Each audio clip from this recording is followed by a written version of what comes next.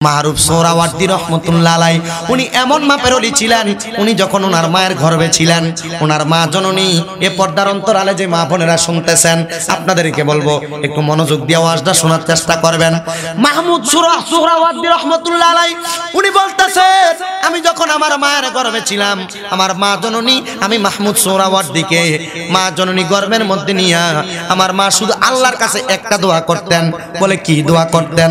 ওই দোয়াটা টাকার জন্য নয়, পয়সার জন্য নয়, ধন সম্পদের জন্য নয়, আমার মা শুধু আমার আল্লাহর কাছে দোয়া করতেন, আল্লাহ আমার একটা সন্তান প্রদান করবেন আমাকে, যে সন্তানটা আমি মা জননী দুনিয়ার জমিনে থাকা অবস্থায় আমার একটা অহংকারের কারণ হবে। আমার মা জননী এ দোয়াটা করার কারণে আমার আল্লাহ পাক রব্বুল আলামিন আমি সন্তানকে দুনিয়াতে পাঠাইছেন। আমি মাহমুদ সোহরাওয়ার্দী রহমতুল্লাহ আলাইহি যখন দুনিয়ার জমিনে আগমন করলাম, একদিন, দুই দিন, তিন দিন করে আমার মা জননী দুনিয়ার জমিনের মধ্যে আমাকে লালন পালন করলেন। কিন্তু আমার মা জননী, আমি সন্তানকে লালন পালন করার পরে যখন আমার বয়স মাত্র 5 বছর বয়স, ওই 5 বছর বয়সে আমার মা জননী আমি মাহমুদ সোহরাওয়ার্দী রহমতুল্লাহ আলাইহিকে একসাথে বসাইলেন। একসাথে বসাইয়া সুন্দর করে আমি মাহমুদ সোহরাওয়ার্দীর বুকের মধ্যে হাতটা রাইখা ডাক দিয়ে বলে, হে মাহমুদ সোহরাওয়ার্দী রহমতুল্লাহ আলাইহি, তোমার কাছে আমি একটা কথা বলতে চাই। বলে, মা আপনি আমি মাহমুদকে কি বলবেন? আমি মাত্র একটা 5 বছরের শিশু, 5 বছরের শিশু তো আপনি মাকে কোনো কিছু দিতে পারবো না। মাহমুদ সোহরাওয়ার্দী বলেন, আমার মা বলেন, এ সন্তান মাহমুদ, তোর কাছে আমার একটা আবদার। আমি মাকে আল্লাহ পাক একটা ক্ষমতা দিবেন। বলে কি ক্ষমতা? তোমার নানা জান আমি মা জননীকে ছোট্টবেলা থেকে আল্লাহর কোরআন শিখাইছেন। আমি মা একজন কোরআনে হাফেজা, আল্লাহর পুরাটা কোরআন শরীফ আমি মা জননীর বুকের মধ্যে আছে। মাহমুদ রে, ও মাহমুদ, তুই আমার একটা ওয়াদা দে রে মাহমুদ। আমি মা জননী, তুই 5 বছরের ফুতের কাছে একটা আবদার করলাম। আবদারটা হইল, আমি মা তোরে কোরআন পড়াইমু, তুই সন্তান আমি মার কাছে কোরআনটা পড়া মুখস্থ করবি। মাহমুদ বলে, মা আমি আপনাকে ভালোবাসি, আপনার সন্তান, আমি যদি আপনার কাছ থেকে যদি কোরআন তেলাওয়াত না শিখি তাইলে আমি কিভাবে শিখব? কিন্তু হযরতে মাহমুদকে তার মা ডাক দিয়ে কয়, রে বাবা মাহমুদ, তুমি আমার কাছে কোরআন শিখবা কথা সত্য, আমি তোমাকে কেন কোরআন শিখাইবো জানো? ও মা, কেন কোরআন শিখাইবেন? একটা কারণ, আমি মা যদি ইন্তেকাল করে তুমি সন্তান আমি মায়ের কবরের সামনে যাইয়া একটু কোরআন তেলাওয়াত করবা। হে মা, কেন কেন কেন কেন কোরআন তেলাওয়াত করতাম? আল্লাহর নবী রাহমাতাল লিল আলামিন নবীর হাদিসের মধ্যে পাইলাম, নবী আমার বলে, কোন সন্তানের মা মারা গেছে, কোন সন্তানের বাবা মারা গেছে, মা বাবা ইন্তেকাল করার পরে ওই সন্তান যদি তার মা বাবার কবরের সামনে দাঁড়াইয়া রব্বির হামহুমা কামা রব্বায়ানি সগীরা ওয়া কুর রব্বির হামহুমা কামা রব্বায়ানি সগীরা বলে, তার চোখের মনি কোঠার মধ্যে একটা মাছির মাথা পরিমাণ পানি ছেড়ে দিয়ে কান্না করে, ওই পানিটা মাটিতে পড়ার আগে আমার আল্লাহ পাক রব্বুল আলামিন তার মা বাবার জীবনের গুনাহ মাফ করে দেয়। মাহমুদ রে, তুই যখন কোরআন তেলাওয়াত করবি, আমি মায়ের জন্য দোয়া করবি, আমার একটা বিশ্বাস, আমার আল্লাহ আমি মা জননী জীবনের গুনাহ মাফ করে দিব। তবে মাহমুদ, তোমার কাছে আমার একটা আবদার, আমি মা যদি তোমার কোরআন না শিখে মারা যায়, আমাদের এলাকার সবচাইতে বড় একজন আল্লাহ পাকের বন্ধু, যিনার নাম হলো হযরতে জুন্নুন মিশরি রহমতুল্লাহ আলাইহি, তুমি ওনার কাছে যাইয়া আল্লাহর কোরআনটা মুখস্থ করবা। মাহমুদ বলে, মা অবশ্যই আপনি মা, আমি সন্তানের কাছে কোনো কিছু চান নাই, মাত্র একটা জিনিস চাইছেন। তবে মা কইছে, আমি যদি মারা যাই তুই সন্তান তোর আল্লাহর ওলি জুন্নুন মিশরির কাছে যাইবি, আল্লাহর কোরআন শিক্ষা করবে। এবার ওই মা জননী 5 বছরের ছেলেটারে ওযু বানাইয়া মা জননী সন্তানটাকে পড়াইতে বসাইলেন। এবার পড়াইতে বসানোর পরে মা জননী সন্তানকে পড়ায়, আউযু বিল্লাহি মিনাশ শাইতানির রাজিম, বিসমিল্লাহির রহমানির রহিম, আলহামদুলিল্লাহি রাব্বিল আলামিন, আর রহমানির রহিম, মালিক ইয়াউমিদ্দিন, ইয়াকা না'বুদু ওয়া ইয়াকা নাস্তাঈন, ইহদিনাস সিরাতাল মুস্তাকিম, সিরাতাল লাযীনা আন'আমতা আলাইহিম গায়রিল মাগদুবি আলাইহিম ওয়ালাদ-দাল্লিন।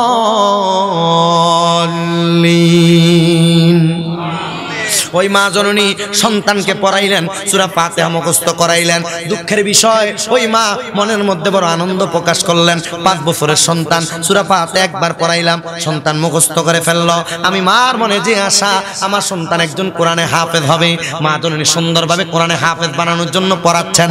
ওই রাত্রবেলা মা জননী 5 বছরের বাচ্চাটাকে বুকের মধ্যে নিয়ে আল্লাহর কাছে দোয়া করে আর ডাক দিয়ে কই, মনিব আমার সন্তানকে তুমি আল্লাহ কবুল মঞ্জুর করে নাও। এবার ওই মনিব যখন সন্তানটাকে কবুল মঞ্জুর করলেন, ওই মা জননী ওই দিন রাত্রবেলা সন্তানটাকে বুকের মধ্যে নিয়ে ইন্তেকাল করেছেন। সবাই পড়ে ইন্না লিল্লাহি ওয়া ইন্না ইলাইহি রাজিউন। যখন ইন্তেকাল করলো ওই ছোট বাচ্চা 5 বছরের মানুষ, মাত্র 5 বছর বয়স, দৌড়ে চলে গেল জুন্নুন মিশরীর কাছে। ডাক দিয়ে বলে, হুজুর হুজুর আপনার কাছে আমি একটা কথা বলতে চাই। আমার মা একজন হাফেজা, আমার মা বলেছেন আমি সন্তান যেন আল্লাহর কোরআনটা মুখস্থ করি। আমি সন্তান যদি আল্লাহর কোরআন মুখস্থ করে আমার মার জন্য দোয়া করি, আল্লাহ পাক আমার মার কবরটাকে নাজাতের ফয়সালা করে দিবে। হুজুর বলে, বাবা সুন্দর কথা, তবে তোমার মা কোথায়? বলে, আমার মা অচিন দেশে আছে, মাঝে মারা গেছে। 5 বছরের ফোলা কোনো কথা কয় না।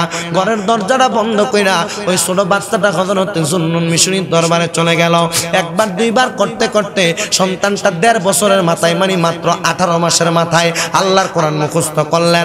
সন্তান ডাক দিয়ে বলে, হুজুর আমার মার মনের মধ্যে একটা আশা ছিল, আমার মা যদি ইন্তেকাল করে আমি সন্তান আমার মা জননীর জানাজার নামাজটা পড়াইয়া আমার মাকে দাফন করতাম। বলে, হ্যাঁ অবশ্যই কথা, তুমি তো কোরআন মুখস্থ করেছো, এখন তোমার ইলম আছে, তুমি তোমার মার জানাজার নামাজটা পড়াইতে পারবা। হুজুর আমার মা মারা গেছে, আমার মায়ের জানাজার নামাজটা পড়াবো, আপনি হুজুর কি আমার সঙ্গে একটু যাবেন নাকি? বলে, তুমি খবর পাইলা কেমনে? তোমার মা নাকি অচিন দেশে চলে গেছে। সন্তান ডাক দেয়, কই হুজুর আমার মা একজন কোরআনে হাফেজা ছিল, আপনি যখন যেই দিন আমি আপনার দরবারে প্রথম এসেছিলাম ওই দিন রাত্রবেলা আমার মা মারা গেছে, আর আজকে 18 মাস হয়ে যায় আমি আপনার দরবারের মধ্যে পড়ালেখা করে কোরআন মুখস্থ করেছি। হুজুর ডাক দিয়া কয়, পাগল তোর মা কোন জায়গায়? তোর মা নাকি কবরের মধ্যে আছে তাইলে? ছেলে ডাক দিয়া, হুজুর না না না, আমার মা জননী ঘরের মধ্যে পড়ে আছে।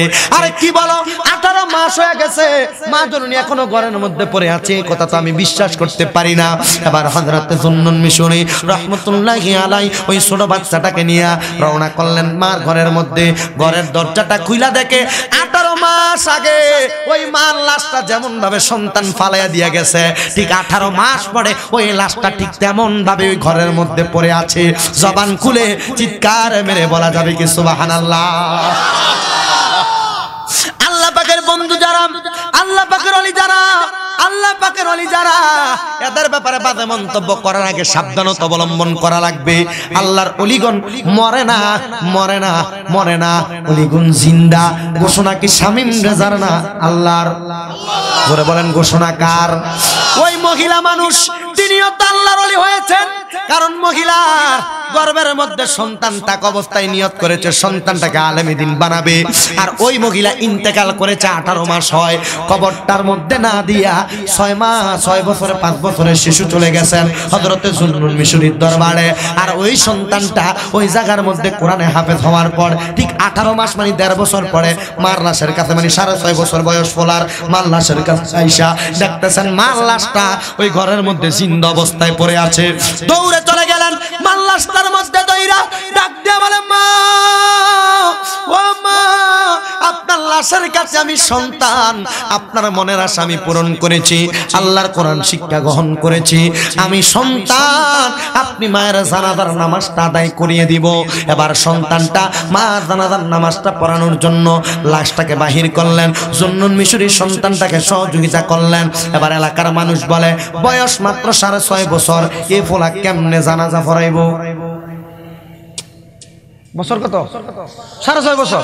এ ফোলা কেমনে জানাজার নামাজটা পড়াইব? ডাক দিয়ে বলে, মাগো এলাকা এলাকার মানুষ তো আমার বাধা দেয়, আমাকে এলাকার মানুষ বিপত্তির মধ্যে ফেলে দিছে, আমি কেমনে আপনার জানাজার নামাজটা পড়াবো? হযরতে জুন্নুন মিশরীকে এলাকার সব মানুষ ডাক দিয়ে বলে, জুন্নুন মিশরী, আপনি ওই মহিলাটার জানাজার নামাজটা পড়াবেন, আমাদের কোনো দ্বন্দ্ব নাই। ছেলে বলে, মা যেহেতু ইন্তেকাল করেছে, মার মনের আশাটা আমি পূরণ করতে পারলাম না, হুজুর আপনি আমার মায়ের জানাজার নামাজটা পড়াইয়া দেন। এবার হযরতে জুন্নুন মিশরী রহমতুল্লাহ আলাইহি জানাজার নামাজটা পড়াইয়া দিলেন। জানাজার নামাজটা পড়ানোর পরে এবার সব মানুষ বাড়িঘরের মধ্যে চলে গেলেন। কিন্তু মজার বিষয়, আনন্দের বিষয়, অবাক করা বিষয়, ওই দিন রাত্রবেলা যখন এলাকার সব মানুষগুলা ঘুমাইলেন, ঘুমের ঘরে স্বপ্ন দেখতেছে ওই মহিলাটা, যে মহিলার চেহারা কোনোদিন কোনো মানুষ দেখে নাই, মহিলাটা জাহান্নামের আগুনের মধ্যে ধাউ ধাউ করে জ্বলতেছে। মানুষগুলা স্বপ্নের মধ্যে জিগায়, হে মহিলাকে তুমি, তোমার পরিচয় কি? মহিলা বলে, তোমরা আমাকে চিনো না, আজকে আমাকে দাফন করলা, আমার জানাজার নামাজটা পড়ে কবরে রাখলা, তোমরা কেন আমাকে এই কবরের মধ্যে রাখলা আর আমার সন্তানকে দিয়ে আমার জানাজা পড়াইলা না? এ মহিলা, তোমার চেহারা তো আমরা কোনোদিন দেখি নাই, তুমি যে মহিলা আমরা বুঝলাম তোমার জানাজা আমরা আজকে পড়েছি, তাইলে তোমার কবরে কেন আযাব হচ্ছে?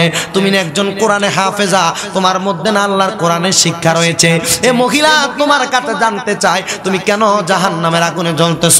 মহিলা চোখের পানিগুলা ছেড়ে দিয়ে বলে, আমি ওসিয়ত করেছিলাম আমার সন্তান যেন আমার জানাজার নামাজটা পড়ায়, আমার ওসিয়ত পালন করা হয় নাই, তোমরা জুন্নুন মিশরী দিয়ে আমার জানাজার নামাজ পড়াইছ, তাড়াতাড়ি আমার জানাজার নামাজটা আমার সন্তানকে দিয়ে আবার তোমরা পড়াইয়া দাও। এবার যখন ওই সন্তানটা দিয়া জানাজার নামাজ পড়ানোর কথা বললেন, সবাই পরের দিন ফজরের নামাজে গেলেন। জুন্নুন মিশরী রহমতুল্লাহ আলাইহি উনি নামাজের ইমামতি করতেছেন। ইমামতি করার পরে এলাকার সব মানুষ জুন্নুন মিশরী নামাজটা সালামটা ফিরানোর পরে ডাক দিয়ে বলে, হুজুর আমার একটা ছোট কথা আছে। বলে, কি কথা? আমি গতকালকে রাত্রে স্বপ্ন দেখেছি এই ছেলেটার মা ঘুমের ঘরে স্বপ্নে জাহান্নামের আগুনের মধ্যে জ্বলতেছে, কেমন আছে? আমি এই কথাটা জিজ্ঞাসা করার পরে আমারে বলতেছে, আপনি জানাজার নামাজটা পড়াইছেন এই জন্য সে আগুনে পুড়তেছে।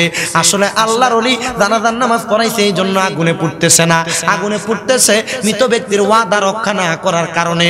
ডাক দিয়া বলে, হুজুর গো, আপনি না বলে আল্লাহ পাকের বন্ধু, আপনার জানাজার নামাজ কি আমার আল্লাহ পাক কবুল করে নাই? বলে, অবশ্যই করেছে, কিন্তু তোমরা ওই মহিলার ওসিয়ত পালন করো নাই, এই জন্য এই মহিলার ওসিয়ত না পালন করার কারণে মহিলাটার কবরে আযাব হচ্ছে। এবার সব মসজিদের মুসল্লিরা ডাক দিয়ে বলতেছে, হুজুর সে যে স্বপ্নটা দেখেছে আমরা সবাই তো একই স্বপ্ন দেখেছি। হুজুর হযরতে জুন্নুন মিশরী বলে, তাহলে অবস্থা বেশি ভালো না। ওই মহিলার লাশটাকে আবার কবরের মধ্য থেকে উঠাইয়া ওই 6.5 বছরের ফোলারে দিয়া জানাজার নামাজটা পড়াইয়া আবার মহিলাটাকে দাফন করা হয়েছে। এবার দাফন করার পরে এলাকার সব মানুষ পরের দিন রাত্রবেলা যখন ঘুমায়, এবার ঘুমের ঘরে দেখতেছেন জান্নাতের বাগান, কত সুন্দর ফুলে সুরভিত একটা বাগান। ওই বাগানের মধ্যে মহিলাটা হাঁটা চলা করতেছে। কেন গো, কেন তুমি এত সুন্দর জান্নাতের বাগানে ঘুরতেছ? বলে, আমি এমনি ঘুরতেছি না, আমারে আমার মনিব মাওলা আমার হক্কানি সন্তানের উসিলায় আর আল্লাহর ওলি জুনায়েদ বাগদাদির শিক্ষার জ্ঞানে আমার আল্লাহ আমারে জান্নাতের মধ্যে প্রদান করেছে। আরে শিখাইছে আল্লাহর ওলি হযরতে জুনায়েদ, হযরতে জুন্নুন মিশরী শিখাইছে। ছেলে তো তার মার কাছে মাত্র সূরা ফাতিহা শিখছে। মহিলা বলতেছেন, আমার সন্তানকে আল্লাহর ওলি শিখিয়ে দেওয়ার কারণে, আমার সন্তানের জানাজার নামাজটা পড়ানোর কারণে আমি মা জননী জান্নাতের আলা মকান উচ্চ মর্যাদায় পড়েছি। হে আমার মুসলমান ইমানদার ভাই বাবারা, একটাবার আপনারা চিন্তা করে দেখেন, আমি যখন ইন্তেকাল করব অথবা আপনার মা বাবা যখন ইন্তেকাল করবে, যদি আপনার মা বাবা ইন্তেকাল করার সময় লাশটা লাশ হওয়ার আগে আপনার হাতটারে ধইরা ডাক দিয়ে যদি কয়, আব্দুর রহিম, আব্দুল করিম আমার সন্তান, আমি মা তোর কাছে জীবনে কোনো টাকা চাই নাই, কোনো পয়সা চাই নাই, কোনো আল্লাহর ওলির ওসিলায় তুই সন্তান যদি আমি মা ইন্তেকাল করার পরে আমি মা জননী জানাজার নামাজটা পড়াইয়া দাও, আমি মা এই জানাজার নামাজে ধন্য হয়ে যাব। ও মুসলমান, জানাজার নামাজটা পড়াইতে পারোনি জিগাইলে তো তোমার ফায়জমা গরম হয়ে যাবে। হুজুর পড়াইমু কি? সূরা আলহামদুলিল্লাহ সূরাটা তো এখনো শুদ্ধ করে পড়তে পারি না। কদমে হাত দিয়া বলি, রে বাবারা, মা বাবার মনের আশাটা পূরণ করার জন্য আল্লাহর হস্তে জানাজার নামাজটা পড়া শিখে নেন। বলে হুজুর আমি কোন জায়গায় শিখবো? বুড়া বয়সে আমার তো কোনো স্কুলেও ভর্তি করাবে না, মাদ্রাসায় ভর্তি করাবেন না। এজন্য আপনি যদি শিক্ষা গ্রহণ করতে চান আউলিয়া কেরামের দরবারে চলে যান। আউলিয়া কেরামের দরবারে সাপ্তাহিক মাহফিলের মধ্যে একটা একটা তালিম দেওয়া হয়, মাসিক মাহফিলের মধ্যে তালিম দেওয়া হয়, নামাজ শেখানো হয়, নামাজ শেখানো হয়, জানাজার নামাজ শেখানো হয়, মৃত ব্যক্তিকে কেমনে গোসল দিব প্রত্যেক মাসের মাহফিলে এগুলা শেখানো হয়। যদি শিখতে পারেন আল্লাহর কসম আপনার ছোটবেলার শিক্ষার চাইতে বুড়া বয়সের শিক্ষাটা হবে দামি শিক্ষা। ঠিক না? বুড়া বয়সের শিক্ষাটা কি শিক্ষা হবে? দামি শিক্ষা হবে। এজন্য মুসলমান আল্লাহর ওলির দরবারের মধ্যে আসা যাওয়া করবেন, আল্লাহর ওলিদের সঙ্গে সম্পর্ক রাখবেন। তাইলে বোঝা যায় আল্লাহর ওলি দুন্নুন মিশরীর উসিলায় ওই বান্দাটার মা জননীর কবরটাকে আল্লাহ জান্নাত নসিব করেছেন, মা জননীর কবরটাকে নাজাত দিয়েছেন। আপনারা যারা মাহফিলের মধ্যে বসেছেন অনেকে মা বাবারে জুদা করে দিয়ে খানা খাওয়াইলেন, অনেকে মা বাবারে আলাদা করে দিয়েছেন, মা বাবার মনে কষ্ট দিয়ে রেখেছেন। এই সন্তানের দল আপনাদের সবার কদমে হাত দিয়ে বলবো, যদি কোনো সন্তান মা বাবারে জুদা করে দিয়ে থাকেন, মা বাবারে আলাদা করে দিয়ে থাকেন, এখান থেকে বাড়ির মধ্যে যাইবেন, মা বাবার পাগুলা জড়াইয়া ধরবেন, তোরা ডাক দিয়ে বলবেন মা আল্লাহর হস্তে আমি সন্তানকে মাফ করে দেন, আল্লাহর হস্তে আমি বাবাকে মাফ করে দেন। দেখবেন আপনার মা বাবা দুইজন কান্নাকাটি করতেছে। কি গো মা আপনি কেন কান্দেন? বাবা আপনি কেন কান্না করেন? বাবা মা দুইজন বলবে সন্তান এতদিন আমাদেরকে জুদা করে দিয়েছ, মনে কষ্ট দিয়েছ, এতদিন তোমার কষ্টে আমরা কান্নাকাটি করতাম, এখন তুমি যে আমাদের পায়ের মধ্যে ধরে ধরে মাপ চাইতেছ, তোমার মাপ চাওয়ার কারণে আমি মা বাবার মনটা বড় শান্তি হয়ে গেছে, এই জন্য আমরা কান্নাকাটি করি। দেবিদ্বারে বড় আলমপুরের মানুষ আপনারা মনে করতেছেন হুজুর কোনোদিন তো মা বাপরে জুদা করি নাই, মনেও কষ্ট দেই নাই, তাহলে আমিও কি মা বাবার পায়ে ধরবো নাকি? এ সন্তান মনে রাখবা, মা বাবার পায়ে ধরলে সন্তান ছোট হয়ে যায় না, মা বাবার কদমের মধ্যে ধরলে সন্তান দামি হয়ে যায়, সন্তানের ক্ষমতা বেড়ে যায়, সন্তানের সকল কাজের মধ্যে বরকত পাওয়া যায়। যদি পারে এখান থেকে বাড়িতে যাবেন, মা বাবার কদমের মধ্যে ধরে ধরে মাপ চাইবেন, শুধু ধরবেন না, রাসূলের হাদিস প্রমাণ করে পারলে মাঝে মাঝে মা বাবার কদমের মধ্যে চুমা দিবা, মা বাবার পায়ের মধ্যে চুমা দিবা। হুজুর কেন কেন কেন এমন কথা বলতেছেন? আবু দাউদ শরীফের হাদিস শরীফ প্রমাণ করে কোন সন্তান যদি তার মা বাবার পায়ে চুমা দেয়, কদমে চুমা দেয়, ওই সন্তান মা বাবার পায়ে চুমা দেয় না, স্বয়ং আমার আল্লাহর জান্নাতের চৌখাটের মধ্যে চুমা দেয়। হে বড় আলমপুরের মানুষ আপনাদেরকে যদি প্রশ্ন করা হয় কোনদিন মা বাবার পায়ের মধ্যে চুমা দিছেননি? হুজুর মা বাবার পায়ে চুমা দিব দূরের কথা, দুই ঈদের মধ্যে মা বাবার পা ধরে সালাম করতে আমার লজ্জা লাগে, আল্লাহর দোহাই লাগে। এখান থেকে বাড়ি যে মা বাপ যদি ঘুমিয়েও থাকে আম্মা আব্বার পাগুলার মধ্যে আঞ্জা করে দুইরা মাপ চাইবেন। অনেকে চিন্তা করে হুজুর আমার তো মা নাই, আমি বাড়িতে যে কার পায়ে ধরে মাপ চাবো? অনেকে চিন্তা করে হুজুর আমার তো বাবা নাই, আমি বাড়িতে যে কার পায়ে ধরে মাপ চাইবো? আল্লাহর দোহাই লাগে, মা বাবা যদি অন্ধকার কবরে থাইকা থাকে, আল্লাহর নবী রহমতের নবী ডাক দিয়া কয় আম্মা আব্বা কবরে যাওয়ার পরে ওরে সন্তান হাতটা তুলা শুধু দোয়া করবা রব্বির হামহুমা কামা রব্বায়ানি সগীরা ওয়া কুর রব্বির হামহুমা কামা রব্বায়ানি সগীরা। ওই মা বাবার কবরটাকে আল্লাহ তুমি সন্তানের দোয়ার কারণে মাফ করে দিবে। আল্লাহর দোহাই লাগে ও আমার বড় আলমপুরের বাবাজিরা, মা বাবা যদি কবরে থাইকা থাকে ওই মা বাবার জন্য তোমার বুঝি মায়া লাগে না, মোহাব্বত লাগে না, মা বাবার জন্য অন্তরের মধ্যে ভালোবাসা জাগে না? যদি জায়গা থাকে আমি তোমার কদমে হাত দিয়া বলি, তোমার মা তোমার লক্ষ লক্ষ টাকার জায়গা জমি দিয়া গেছে, তোমার বাবা তোমার অনেক টাকার সম্পত্তি দিয়া গেছে। হযরতে সেরাগ আলী শাহ রহমতুল্লাহি আলাইহির মাজারের মাহফিলটা ৯৭ বছর পর্যন্ত হইতেছে। তোমার মা বাবা যে মারা গেছে এখনো তো মা বাবার কবরে এক লোকমা ভাত লোনা লিয়া খাওয়াইতে পারো না। বাবা যে মারা গেছে বাবার ৫০০ টাকা দামের একটা লুঙ্গি কিনা পরাইতে পারো না। মা যে মারা গেছে মার একটা কাপড় কিনা পরাইতে পারো না। আখিরি মুনাজাত হওয়ার আগে একটা সন্তান যদি থাকে হুজুর আগামী বছর এই মাহফিলটা হবে, আমি সন্তান আমার মায়ের জন্য আমার বাবার জন্য দোয়া চাই, আমার জন্য খাস করে দোয়া চাই। ৫টা মিনিট ১০টা মিনিটের মাথায় মুনাজাত দিয়ে দিব। একজন দাঁড়ায় বলবেন হুজুর আমি আমার মা বাবার জন্য দোয়া চাই, আগামী বছর মাহফিলে আমি ১০টা হাজার টাকা দান করব, আমার জন্য একটু খাস করে দোয়া করবেন। আসেননি একজন মায়ের সন্তান বাপের ছেলে, তার জন্য খাস করে দোয়া করা হবে। আগামী বছর মাহফিলে ১০টা হাজার টাকা দান করবেন, একজন ওয়াদা করবেন তার জন্য খাস করে দোয়া করে দেওয়া হবে। মুনাজাতের প্রারম্ভিকায় একজন হাতটা বাড়ায় বলবেন হুজুর আমি আগামী বছর ১০,০০০ টাকা দিব। আসেনি কেউ? নারে তাকবীর।